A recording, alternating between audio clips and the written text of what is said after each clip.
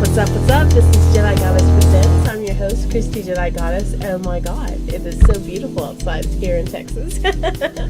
I'm so excited about today. Happy Mother's Day to all the beautiful mothers out there that we know. And because of that, we're going to be celebrating some really cool, badass chicks of film. But to get started, to my right, I have the head kaiju in charge. The head kaiju in charge. Man, that video was amazing. The Lego Star Destroyer getting destroyed. We got that from Wired. You can catch that on YouTube. Awesome video. Yeah, it's amazing. And then to the right of the right, we have Konnichiwa, Zach Schroeder. Well, it's flooding down in Texas, and Jansen almost didn't show up at the show.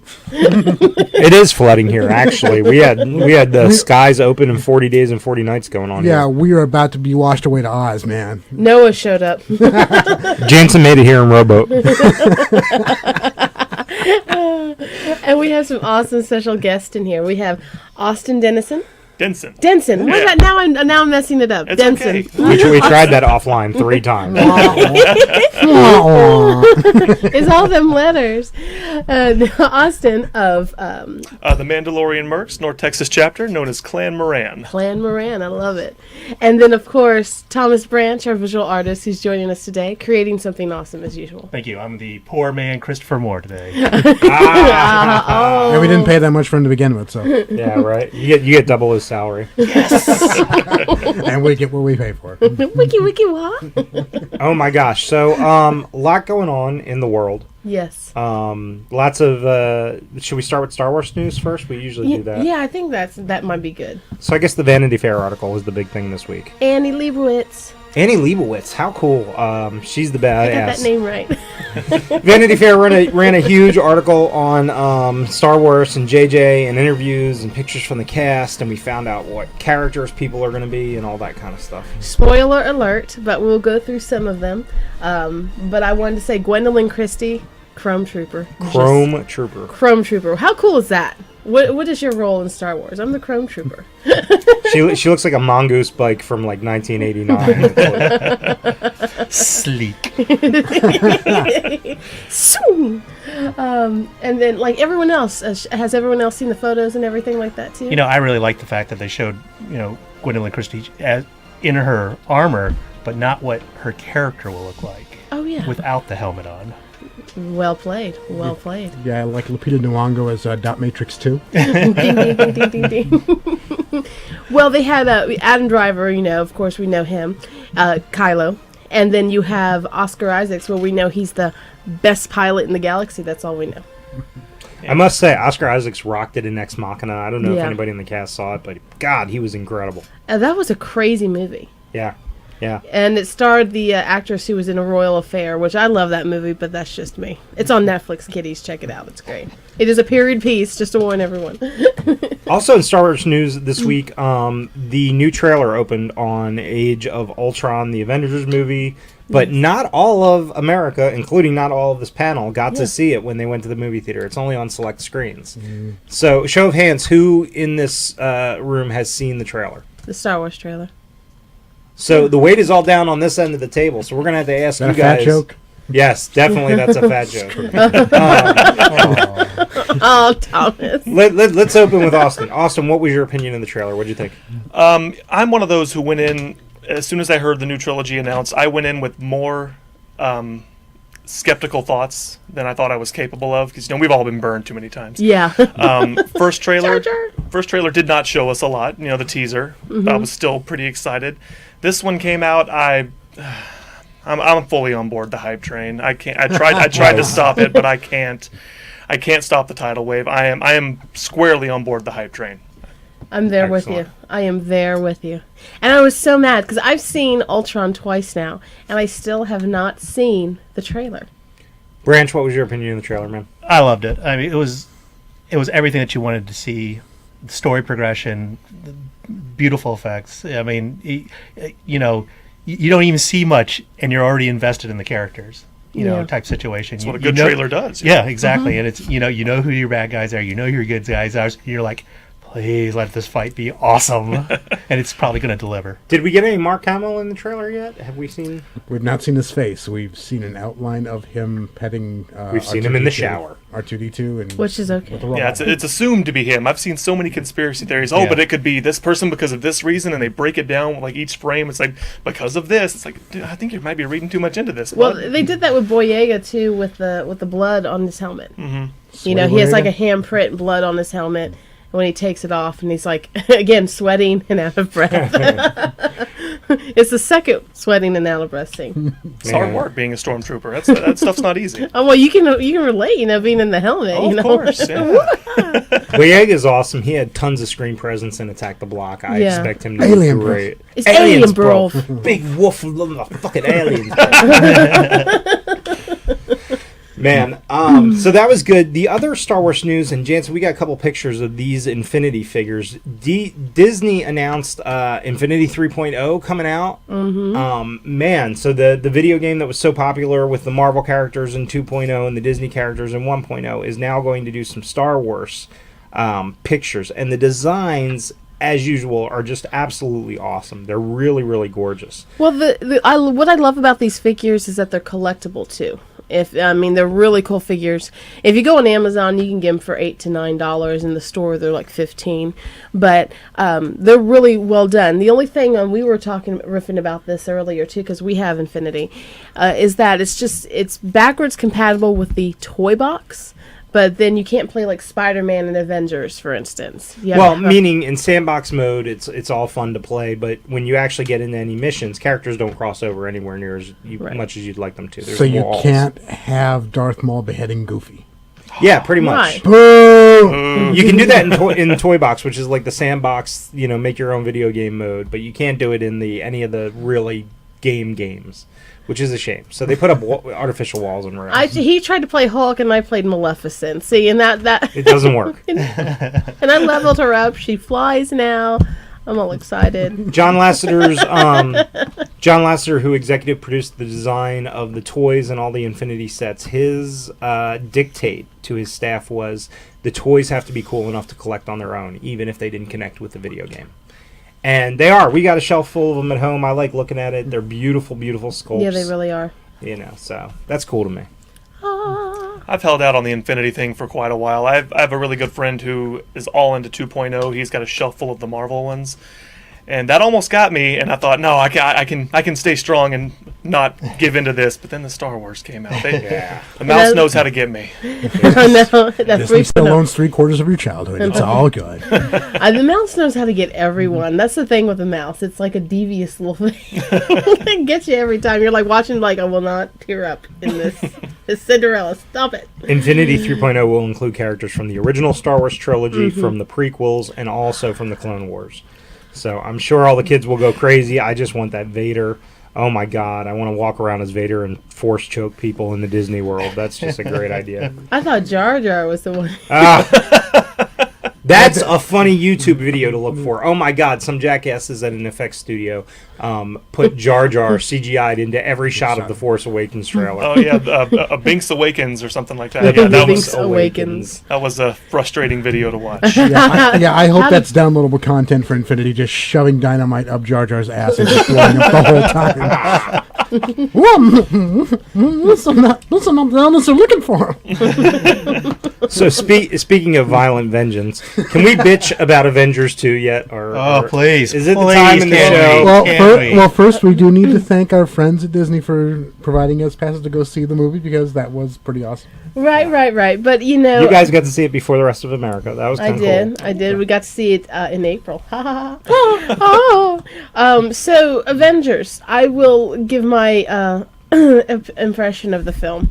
So I really like Scarlet Witch. I really like them for the canon characters. But the thing that got me the most is I called Ultron basically a fun ride, but with strings attached.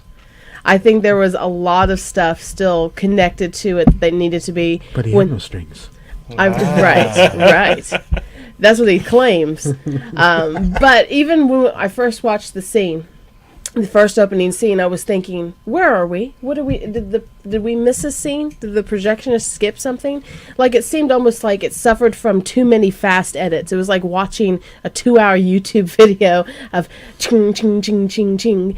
And then your big thing, too, and I have to agree with this, almost every scene had all the Avengers in it. Every freaking character had to be in every scene. It's Like, there are plenty of places in that movie, and they do it a little bit with Hulk and Black Widow, but for the most part, I felt like every major scene had 8 characters in it, and that was driving me crazy. Yeah.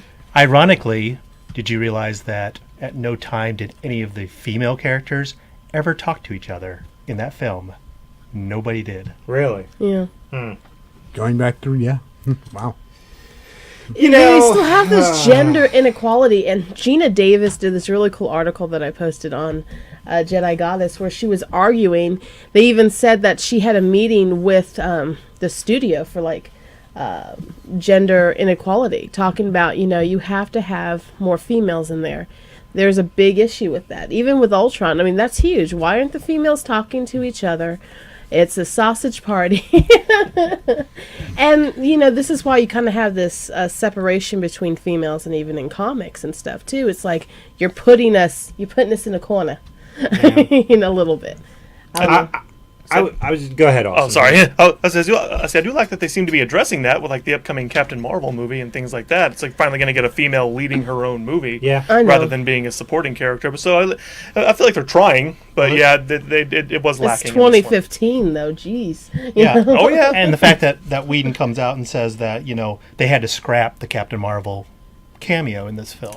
Yeah, I was bummed about that. The one female again. So it's like- To be honest, though, when I read Whedon's like bitch fest / defense interviews that he gave, half of the stuff that he was saying he was really fighting for to keep in was stuff I didn't really care for in the movie anyway. Yeah. So I didn't think he was necessarily on point with his direction either. It's just a shame. I was so excited about this movie. You know, I avoided trailers and all that kind of stuff.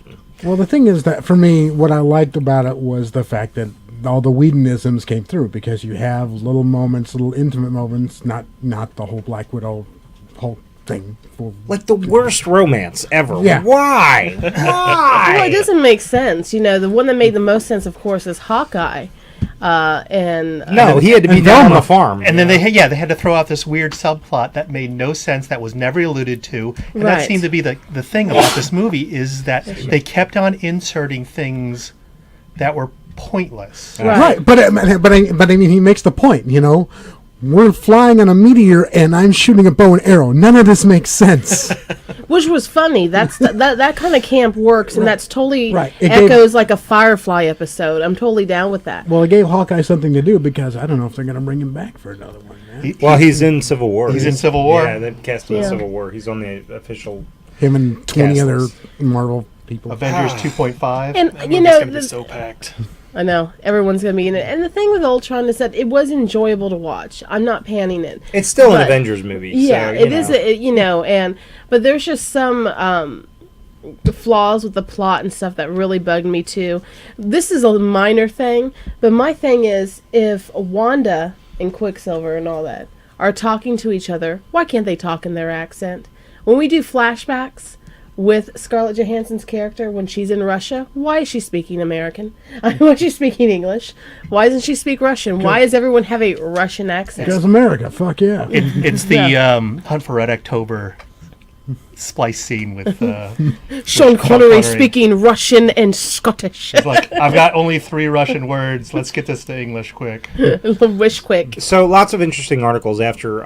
Certainly worldwide, I'd say Avengers is making a ton of money, but the reaction has been mixed. Yeah. Almost everybody that I've talked to has had some level of mixed feelings about it. And I will say this, there were a lot of interesting articles this week of did this kick off the age of superhero fatigue? Which is a question people have been throwing around for years, and they keep making more and more superhero movies. But I gotta say, I was shocked when I saw how many new superhero television shows are coming out this year. I mean, everything that is like DC apparently thinks there's no end to good-looking teenage superhero shows they can do, right? So Titans is coming out, Supergirl is coming out, that new Legends show with Arrow and Flash is coming out. And Hawkgirl. Who's that? And Hawkgirl. Yeah, Hawkgirl's gonna be in Hawkgirl. that. Yeah, let's not forget Preacher on AMC. Well, that's not superhero, though. It's comic book, but it's not superhero. But there's a lot of great Daredevil Season 2, which I'm very excited about, actually. That's Powers got picked up again. Powers. Yeah. Wow. I mean, this is a lot of stuff. And we'll see if the audience, how much of a taste they have for all this kind of stuff. I don't know. Well, commenting on shows, too, with the whole Lucifer now that's coming out as well. So, yeah, there were a couple that were comic book based that aren't superhero based. Right. Right. So, Zach mentioned Preacher, and now you're talking about Lucifer. Right. Constantine got canceled, of course. Constantine's axed. So, which makes sense because if you read the book, just like Lucifer, just like Preacher, these are you need to have them on HBO, AMC, somewhere where they're going to have bite. That's the whole point to the character. They curse, there's going to be gore, there's violence. That's just inherent to the characters. But the Lucifer premise was really weird. We were reading it, and it says the first part of it starts saying, oh, he gets bored in heaven, he gets bored in hell, and he wants to move on to Earth and help the LAPD. And then you're like... And help the LAPD. And I'm like, wait a minute. Well, was he? No. I just want to be in that pitch meeting. book I bad want to be in that guys. pitch meeting with Seth Rogen passing me the ball and going, it'd be really cool. Oh, my God. Why does this is a thing. This is a common thing on television. Why must the police be connected to every, some superheroes, it makes sense, but not every single comic book character superhero does there need to be an LAPD counterpart. I don't know. I wonder if this is worldwide or this is just an American fetish with watching cop shows on TV. But it's I'm so sick of it. Oh my God. Yeah, I feel like all of these shows almost feel like they have to bring up the question: is vigilantism? Is that a word? Is it morally right? Because it comes up in all those shows. It came up in Arrow. Still comes up in Arrow. Came up in Flash. It seems like every single show where the cops are involved and there's a comic book superhero, it's always vigilantes. It's let us do our job. It's not for you. And I'm tired of that box being checked. I'm with you. I don't need cops in it every single time. Oh, every single time. And it's always the one cop that he's torn between the French. I mean, it's just so done. I cannot think of anything less interesting to do with the Lucifer character than have him running around LA with cops trying to solve minor crimes. It's the worst trope ever. Keanu Reeves. We have a 311 happening, Lucifer. Why don't you go check that out? And such a great comic it's based off of. He's the original character from Gaiman's Sandman book. Was written fantastically in a series by Mike Carey over at Vertigo. So I've already cast my perfect Lucifer film. yeah, that's right. I would totally. Well, first of all, Jude Law. Jude Law would make a great Lucifer. Would be actually. Lucifer. He's got the class. He's got the air about him. Right, and he's an archangel. He's the first archangel that fell. And for Michael, I actually cast Matt Damon. Believe it or not. Matt Damon. Matt Damon. In unison. But in all seriousness, with a little bit longer hair, I'm not talking crazy long hair, I'm talking a little bit longer hair, Matt Damon could pull off the Boy Scout, Archangel. And then Jude Law, who can... Basically, Lucifer has a lot of non-verbal expressions and emotions, how he carries himself, his movements. Kind of like what Tom Cruise did with Lestat in Interview with the Vampire. Just a lot of non-vocal motions. I totally went into this. Of course, David Bowie's always the perfect casting for any kind of character. You put him in anything. Put him in anything. So in other words, a talented Mr. Satan. Awesome. Yeah, that's what I'm saying. And so, yeah. Austin, our chat room is filled with sexual proposals for you right now. Aww. Oh my stars! I just want you to know. Oh, by the way, our crew in New York is saying that they're now changing the drinking game from "I love it" to the angelic singing thing. So, Oh, really? yeah, 10 out of 10 of them also want to bang Austin. But so hey, let's go ahead and meet our in studio guests. man. Yeah, Austin. Wow. Okay, tell us more. So when you're not trolling for dates on the internet chat rooms, how did we find you? What are you involved in? Well, the other 5% of my day is a lot of what I do is with the Mandalorian Mercs and Star Wars costuming community, in a larger sense. That does take up a lot of my time. I'm actually the head of the North Texas chapter, Clan Murran, and that's how it's sort of segmented. You have different states, different areas have their own name, and you sort of forge your own identity that way. And that's a lot about what our group is about, is taking the Mandalorian Boba Fett bounty hunter model, putting your own spin on it, and just trying to do a little bit of good with your fandom, because that's why that. in 501st, Rebel Legion, Mandalorian Mercs, we all want to take our nerdy love of Star Wars and maybe help some people while we're at it. It's Nice. it's a lovely combination. Yeah. So, and did you bring some costume elements with you, or what did you bring with you today? Actually. See, you have my helmet up here on the table. Yes, this his helmet is, right here. as you can see, it's standard Boba Fett style helmet, but I sort of put my own color scheme, my own twist on it, and and I pretty much did everything you see there. Just What is this made out of? What do you start with? It's a resin, basically. The helmet is actually one of the hardest parts to make. Most people end up buying them, which is what I did. We do have a guy here locally who does make helmets, and he sells them to us and other people. But he made it out of necessity because no helmet would fit on his big head. Wow. So it's a very tough thing to do. We usually recommend buying because you're going to give yourself such a headache learning to make it. And it's got a good weight to it. I mean, I tried this on. It actually, how many pounds is that? I've never actually weighed it, but most helmets are not that heavy. That's there was actually a duo who used to make helmets called MDSB. They were on our forums, and they would just sell these great helmets, and their resin was what made them great. Because you can take a baseball bat to the dome with that, and you're going to be fine. Well, hey. But That's a Saturday night. Kids right do there. not hit stormtroopers. yeah, don't do that. Getting a little uppity on the weekends, eh? You can, it just doesn't make it a good idea. How many times does that happen at conventions? Realistically, More than I can count. The most common thing that'll happen is we'll do a school event, school carnival, something with young kids, and they'll come up and the polite ones will ask if they can punch you. Wow. Yeah, and the fun thing is my torso plates are actually made out of aircraft grade aluminum, so they hit it and it's like a brick wall, and they regret it immediately. But it's Nice. we Every definitely kid get wants to messed with. punch Boba Fett. Man. They That's do, cool. yeah. It's aim There's for so the top. much It's child and admirable. Sith crime in this country. You're like, here, let me get you a stepping stool. Yeah, just step it up and let's do this right. Yeah. Hey, Jansen, can we see some of the pictures that we brought in from the Mandalorian Mercs? Can you talk to us a little bit about what we're looking at? So it looks like you guys have a big crew that has more than one color scheme on. Oh, sure. Yeah, that's this picture you're seeing here. That's actually me and my lady love, Brittany. Hello, Nice. lady love. Yep, she. This is a picture we took at AllCon this past year. We do a photo shoot pretty much every year. This is a combination of this next one here is a combination of some of our official members and some of our unofficial members. We we all sort of get together at these conventions, and we all get along. We're all friends, and this is one of our 501st friends being a good sport about it. Nice. Yeah. Now, how many members are there for the chapter? Official members, we have 15 who actually have submitted costumes. They've been approved, and they are in the group. We've got probably another dozen who are working toward it right now. Nice. Yep, it's been a big couple of years because a couple of years ago we had 7. So Yeah. we've really started to get bigger, and a lot of that is because of our friends in the 501st who invite us out to these conventions like Comic-Con in Dallas. It's like any place that has a large fan showing, because people don't necessarily know about all these other groups. Everyone knows about the 501st because they are the huge imperial group. But a lot of people don't know there's other options, and that's where a lot of our new people come from. Is I love Boba Fett, but I want to do my own thing. We're the people for you, and that's another one from us.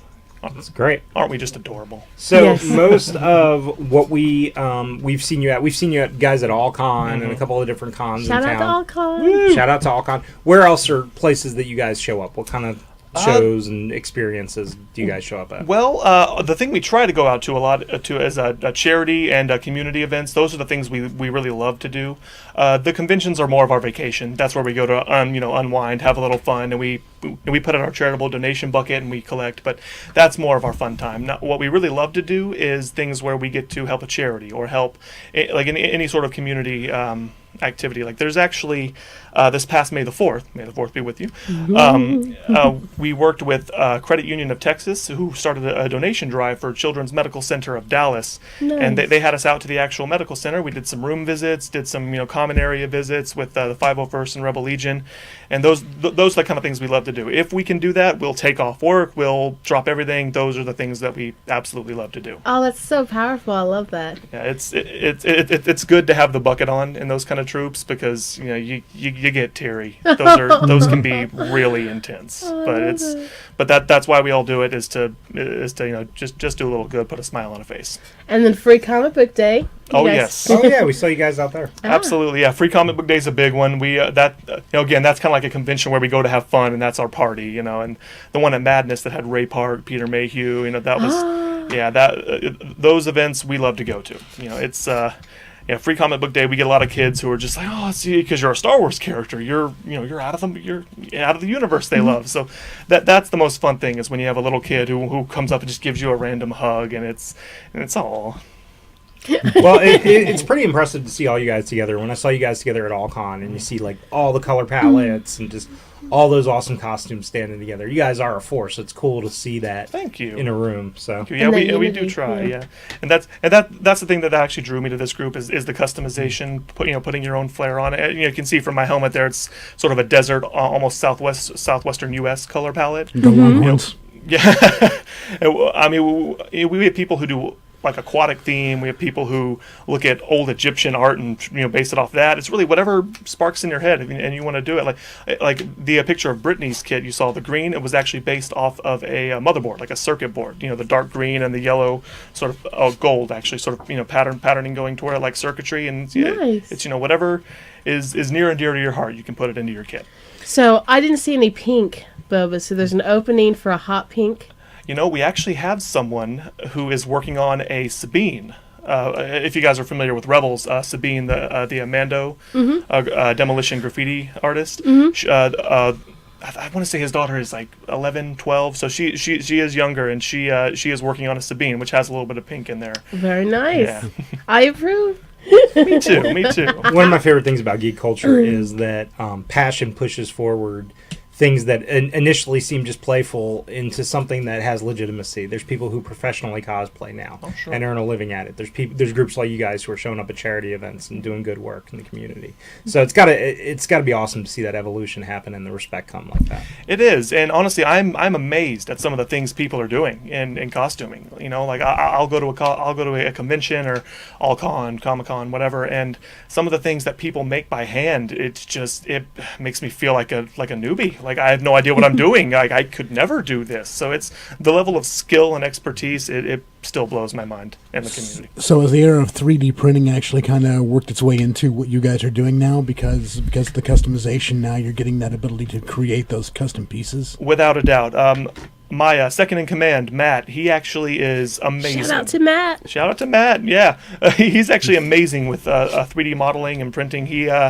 He went in from scratch and designed, the large Gatling guns they use in the Clone Wars. I saw it. He showed me. He had it broken down into 4 pieces. Yep, and so he's all about electronics and things like that. So he makes working screen accurate Gatling guns, and we're working on thermal detonators, and we're actually looking at 3D printing helmets soon. Wow. So there's 3D printing sort of has blown the whole thing wide open. It's like if you can think it, you can put it in a 3D printer. That's amazing. There's a lot of opportunity. And we are just at the beginning of that whole field. Oh yeah, it's still so new, but it's already so powerful. Yeah.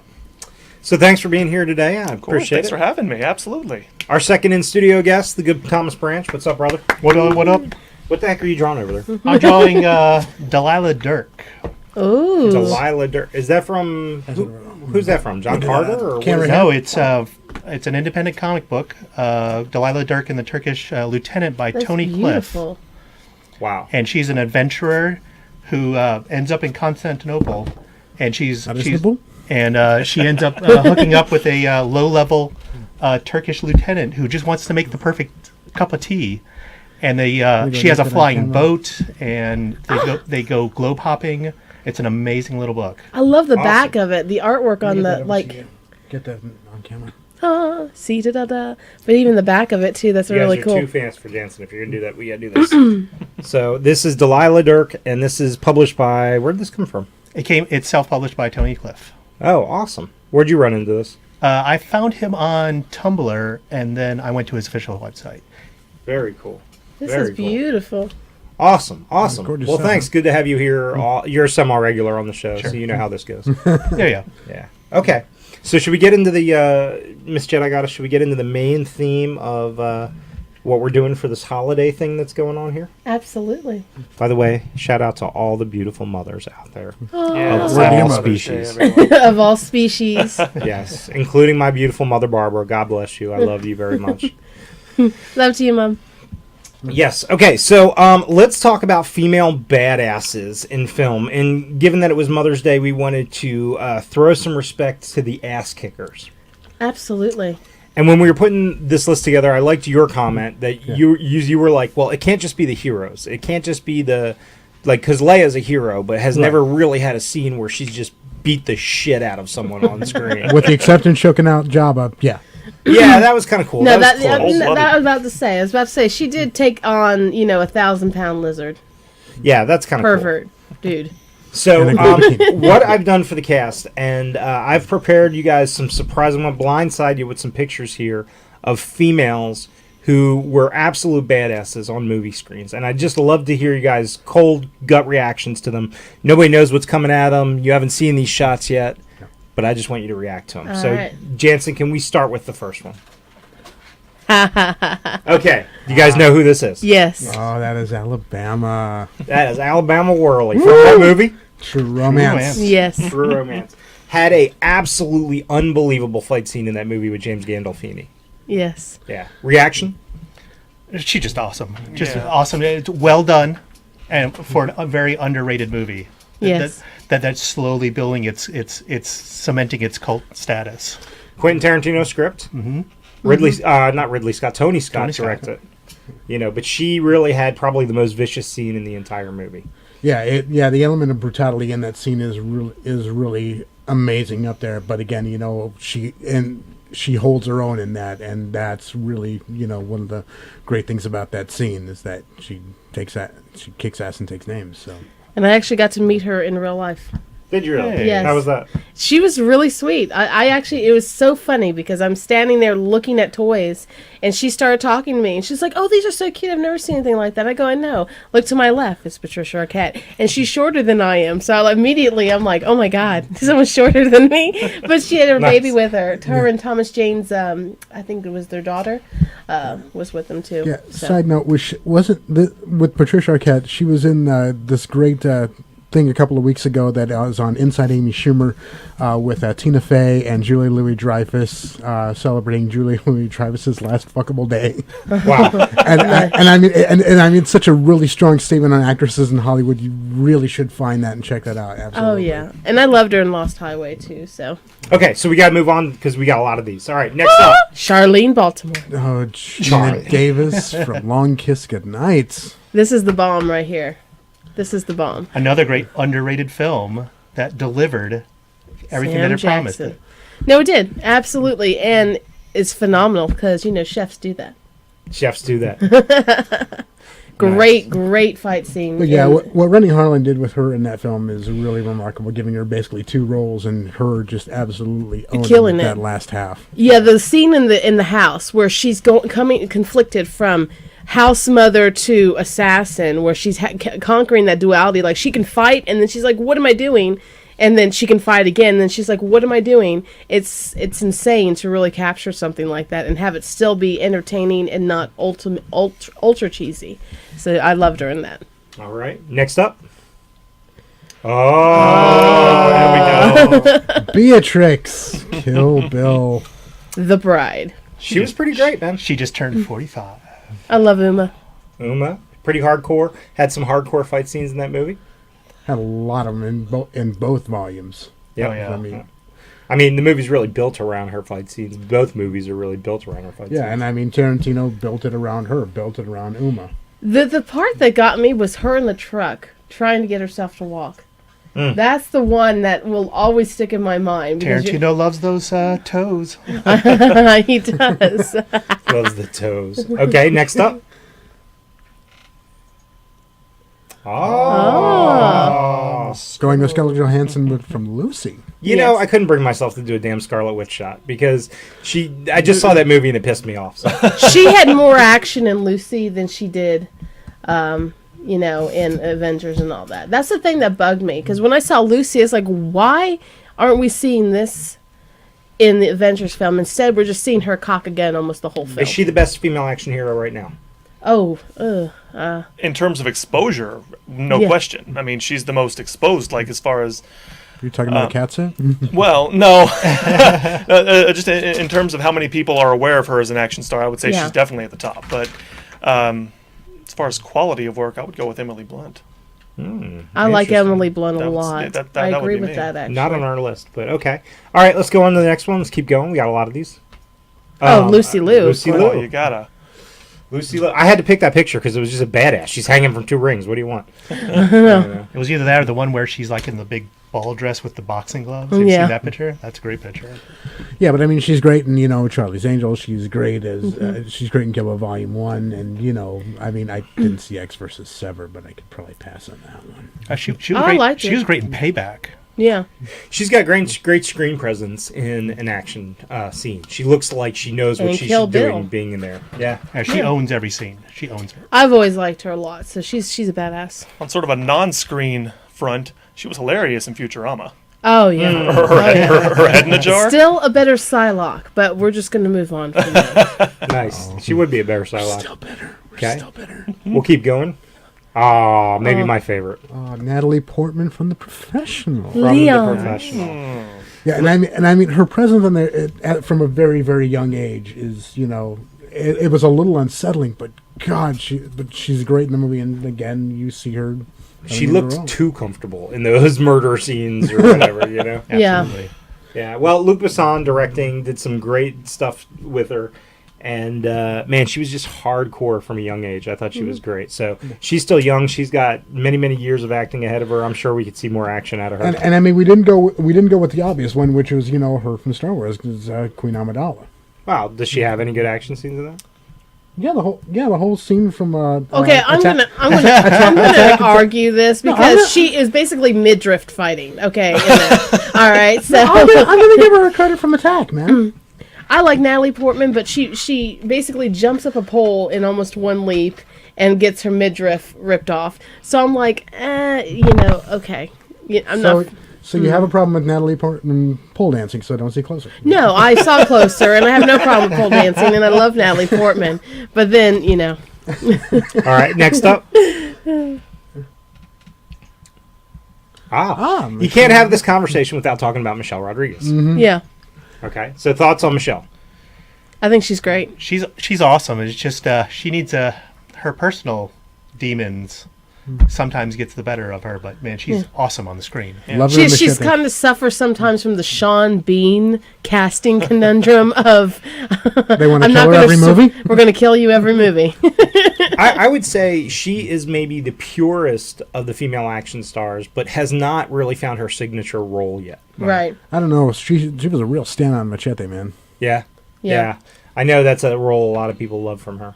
But, I would actually really love to see her step outside of her comfort zone and do a different type of character. Because I really love her on screen. I would just love to see a different side of her. There's a really great video of her where she's promoting Lazarus by Greg Rucka, and she just talks about how awesome that book is and how much she would love to play Forever Carlisle. Really? Lazarus. Yeah, by the demons. But she also has very little fear about talking to the press, and the first one gets her in trouble. So She had like all the comics with her, and she was just praising Rucka, and Rucka threw it up on his Twitter. He's like, "Holy crap!" Yeah. And now that's been greenlighted as a TV show.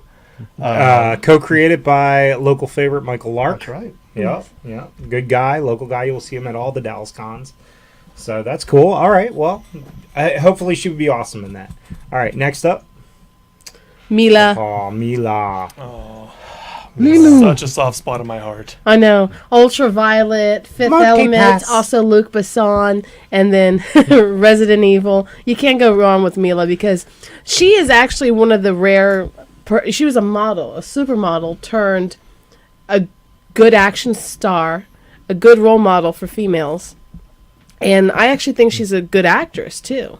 And she started out with Blue Lagoon, too. I mean, Really? Yeah. Wow. Yeah, this one's close to my heart because the first costume I ever did in like a convention or fun set, not obviously not counting Halloween or anything, but first cosplay costume I did was a thrown together Corbin Dallas, because a friend of Corbin ours. Dallas. Yep, at my first convention, it was an A Fest a few years ago.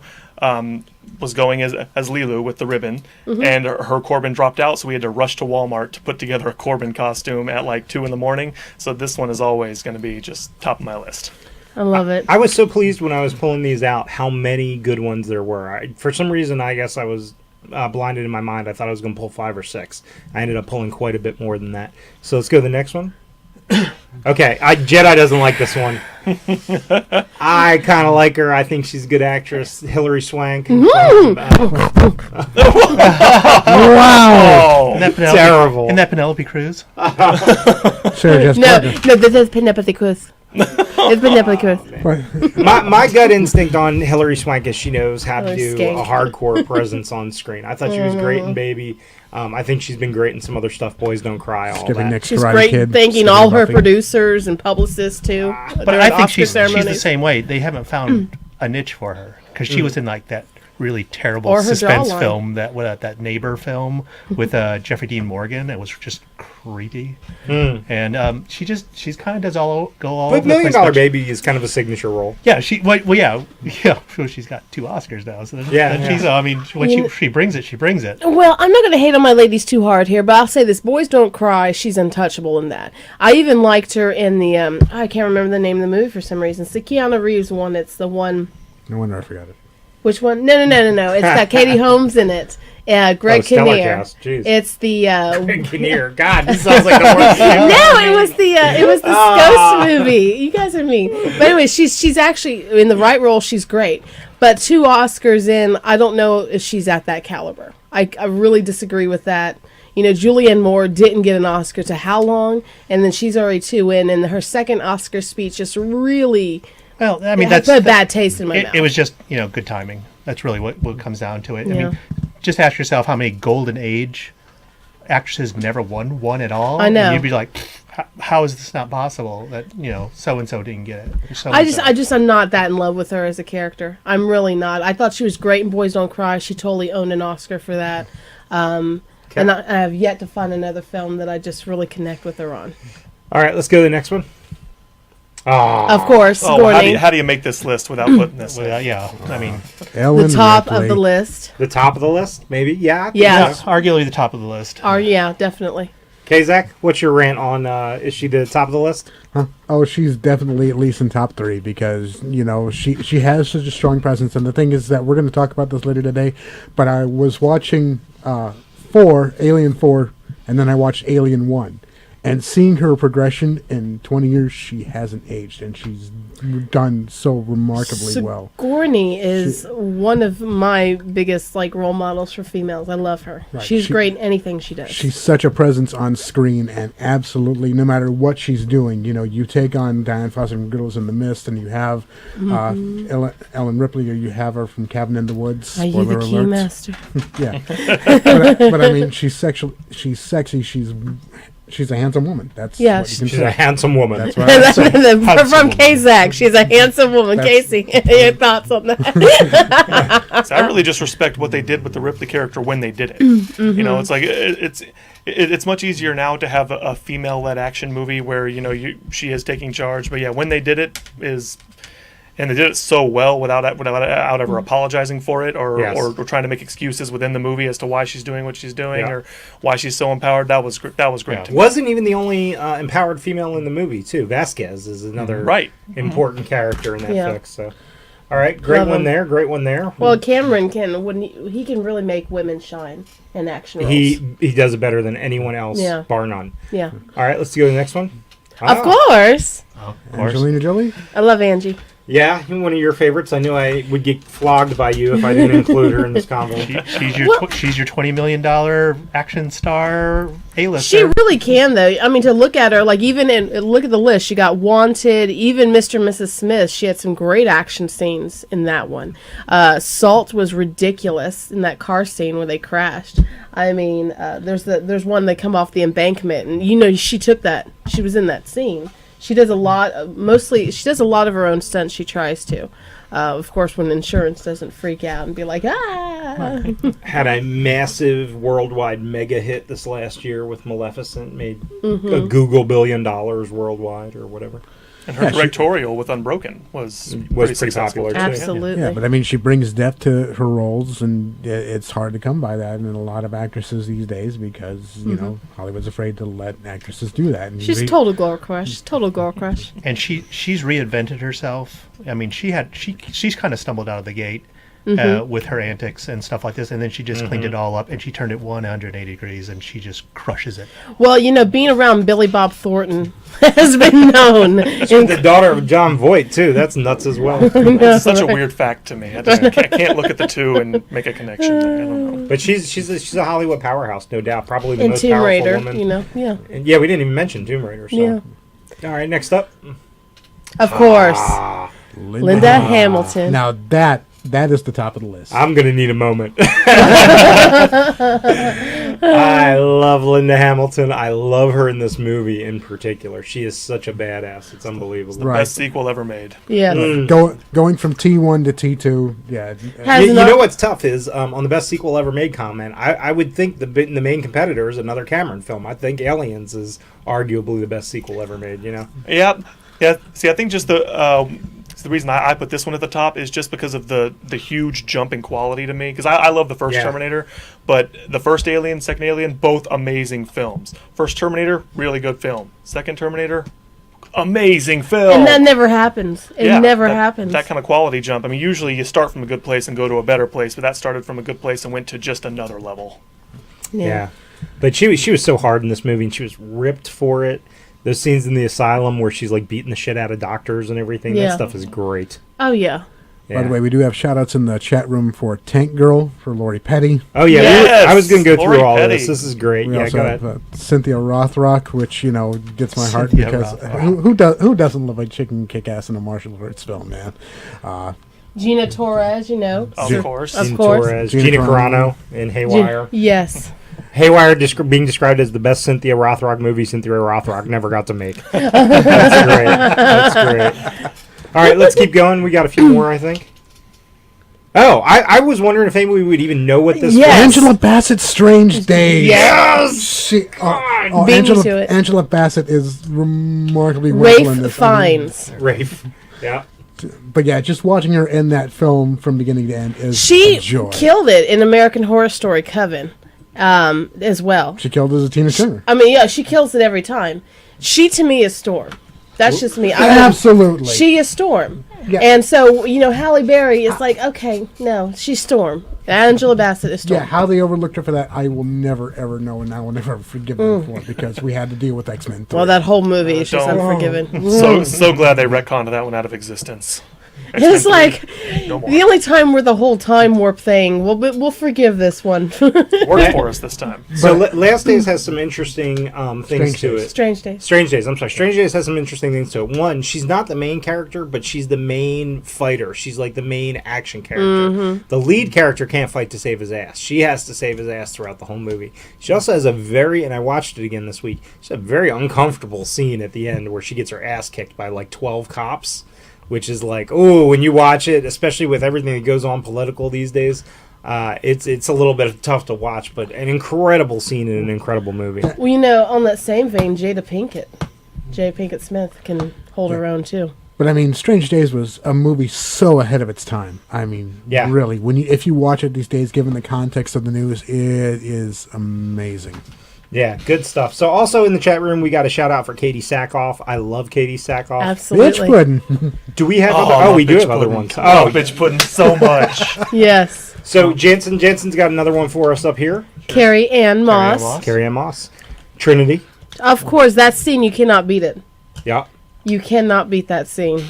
See that? Right. It's like when you just think about it off the top of your head, you might not realize how many different women there are who have really done awesome action in film these last, say, 10 or 15 years. When I this do list not is like from. what they did with her storyline, though, but I will say, yeah. she's I a would badass. imagine that this You're list putting her will, up against Keanu? Oh, I love Keanu. But see, I love Keanu. I think Keanu's great, but that's a whole different story. Jensen, did we have more, or was that it? We have one more?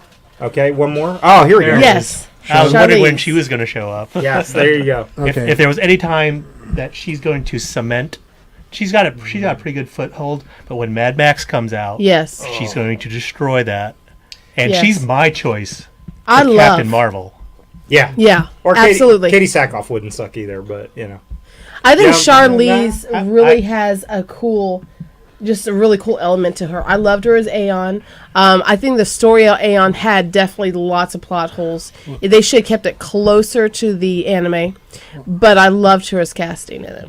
Well, don't overlook her role in Monster either as a badass, because even though she's a tortured soul in that movie, Yeah. it's really, it's really her, taking command of her own. And Yeah. So she has a pretty good fight scene in 2 Days in the Valley, her first movie. Oh, she does. Wow. James Spader, it was in that one. Just saying. oh, Spader. they just, Yeah. So give it up for the females in movies who just make our movies awesome and kick ass. thank you, Jansen. Absolutely. Yeah, and on that vein, Mr. Madman to my right, I believe the WTF that you brought in today is also a tribute to Mother's Day. Is this correct? Yeah, we had to.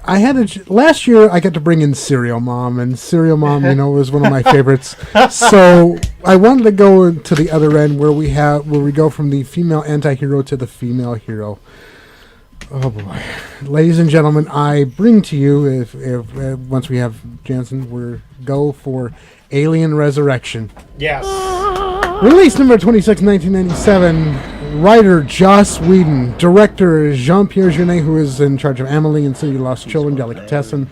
The cast: Sigourney Weaver, Winona Ryder, Ron Perlman, Michael Wincott, who was top dollar on The Crow, Brad Dourif, who was Chucky and Wormtongue for you Lord of the Ring fans, and Raymond Cruz, who was Tuco from Breaking Bad. So here's the plot. Ripley is cloned from DNA found at the Rogaine prison colony, and Happy Mother's Day, a baby xenomorph is extracted from her abdomen by, surprise, those who know better for nefarious purposes. Wait a minute. Go ahead. Go. Well, those who know better are joined outside by regulated space by a gang of cosmic pilots hauling, surprise, mysterious cargo. Well, quicker than you can say Firefly prequel, we see our experts have bred an alien queen, and that mysterious cargo is people in stasis being fed to breed xenomorphs. Meanwhile, alien-altered Ripley teaches Hellboy a thing or two about basketball and sexual harassment.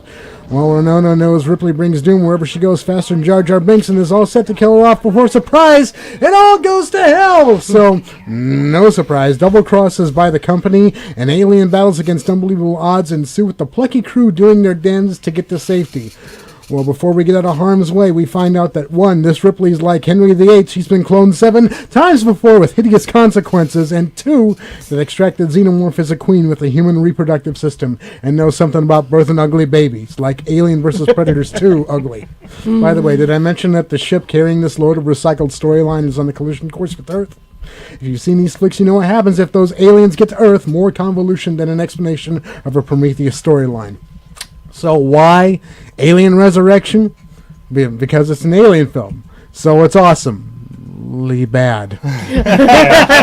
The problem isn't the script. It was originally supposed to be Newt's clone, but give Sigourney $11 million and a producer's credit, and guess who's back on board? This surprise turned into a passion project for Weaver, who fought for every camera face-hugging alien mama-cuddling moment. And it does have some uncomfortable alien mama-cuddling moments. It did, yeah. Winona signed on just to work with Weaver in a Ripley film. I mean, there are interviews with Winona just saying, I love working with Sigourney Weaver. So here you have 2 really smart actresses, a great cast, a visionary director, and an amazing writer. So how does a film with so much right go so wrong? You have tremendous actresses who are better than this film, working hard not to suffocate the camera, that they wind up overshadowing what's barely better than the Sci-Fi Channel monster movie of the week. You have a scene-chewing cast, and Ron Perlman eats up the frickin' scenery, and delivering Whedon's exposition with all the conviction of a strap-on dildo, and a director who spoke so little English he needed translators on set, who, with actually legitimately ingenious camera work, set dressing, and no budget, does for an action franchise what a Madeleine does for French food. Coats it in salty cream, leaves a bad taste in your mouth. So, if you like brilliant cinema like City of Lost Children or Amelie and watch this one, you learn why some directors are best left making art, and why you leave on-screen alien ass kicking to the professionals. America, fuck yeah! Oh wait, isn't the next one being made by a South African Canadian? Ah, shit. So, this week's WTF, Alien Resurrection. Like I said, pick up the Alien quadrilogy and watch 4 and then 1, and you'll see just how far we've come and how far we've fallen. Very nice.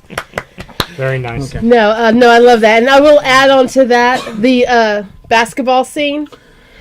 Sigourney Great Weaver scene. did that in one shot. No, she didn't. Oh, she didn't? No, it took them like probably 30, 35 takes. Oh, I and thought they it was couldn't- one take. It's a myth. Oh, Basically, okay. but there is this story where she basically, they were about to give up, and finally on the last shot, she nails it. She throws a basketball behind her head, and there is actually Ron Perlman saying, "Oh my God," right before they cut it. Yes.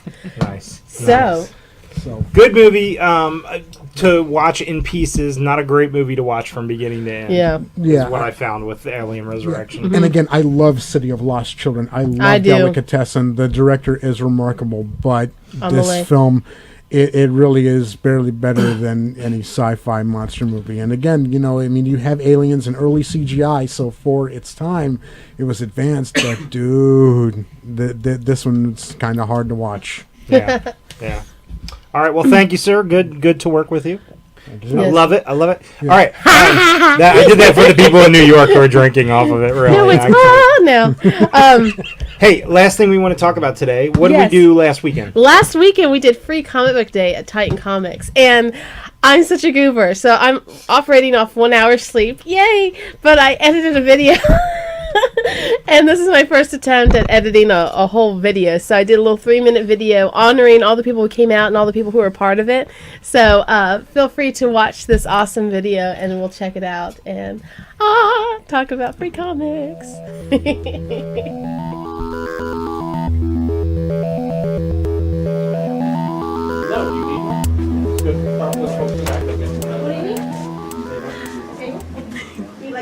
Hey kitties, Jedigoddess here at Free Comic Book Day at Titan Comics.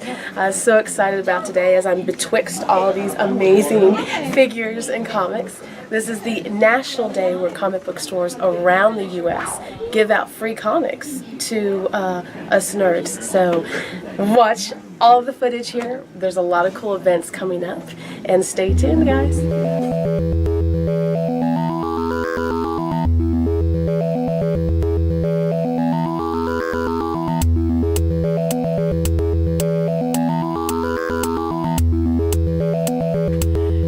Tom. Star swipe. Hey, those are transitions, you know, hey. You were so cute here while we're playing this video. You're like giggling and jumping up and down. She's so proud of herself editing this thing together. But this was us at Free Comic Book Day at Titan Comics. Yep. We love you guys at Titan Comics. And man, look at all those books that people got for free. There were hundreds and hundreds of people there. The store was packed. Yes. Look at his transitions. Star swipe. Yes. Wait, hold on. The big star swipe extra. I feel like this music is from a 80s movie about a computer that comes alive and tries to hurt me. It's called the Power Glove song. It is Electric Dreams. It's Electric Dreams 1.2. Tangerine Dream made the soundtrack. I have a copy of that on DVD. Man, that's a good movie, dude. Moles. Okay. Titan is awesome. Look at this place. Oh my god. Yeah, we do want to thank Jeremy Shore for inviting us out and letting us, you know, run havoc over them. Yes. My horrible interview Oh, there's more. There's more. Oh, there's more. Wait for it. Wait for it. Wait for it. Star swipe. Hold on, credits. We've got credits too. You're so cute. I made a movie. Disclaimer.